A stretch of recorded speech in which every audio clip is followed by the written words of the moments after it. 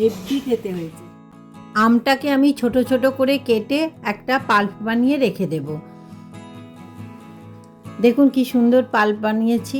এবার কড়াটা গরম হয়ে গেছে। এবার আমটাকে আমি এর মধ্যে দিয়ে ভালো করে নাড়িয়ে চাড়িয়ে নেব। আমটাকে বেশ খানিকক্ষণ ধরেই নাড়াতে হবে। এরপর ওপর থেকে দিয়ে দেবো সামান্য চিনি। আপনারা যেরকম মিষ্টি খাবেন সেরকমই চিনি দেবেন। দিয়ে প্রায় 10 মিনিট মতো এটাকে নাড়াতে থাকবেন। দেখবেন এটা কমে এসছে, বেশ ড্রাই হয়ে এসছে। দেখুন কত সুন্দর দেখতে লাগছে।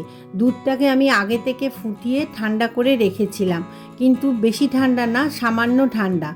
এর ওপর থেকে দিয়ে দেবো 2 চামচ মতো গুঁড়ো দুধ, আর দিয়ে দেবো চিনি।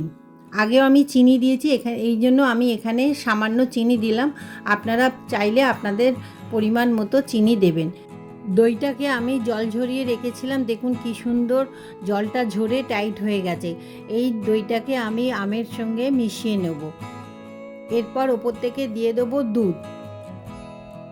দুধটা দিয়ে ভালো করে মিশিয়ে নিতে হবে। আমি এই দুধটা প্রায় 15 মিনিট ধরে মেশাবো। দেখুন কি সুন্দর মিশেছে, আর পুরো দেখতেও কত সুন্দর লাগছে। এবার আমি একটা ভাঁড়ের মধ্যে এই মিশ্রণটাকে ঢেলে দেব। দেখুন আমার পুরো এটা ঢালা হয়ে গেছে। এই মিষ্টি দই কিন্তু ভাতের সঙ্গে খেতে খুবই ভালো লাগে।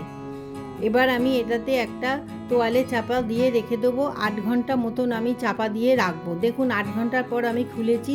দইটা কত সুন্দর জমে গেছে, আর দেখতেও কত সুন্দর লাগছে। দইটাকে দেখতে দেখুন পুরো দোকানের মতো হয়েছে। বল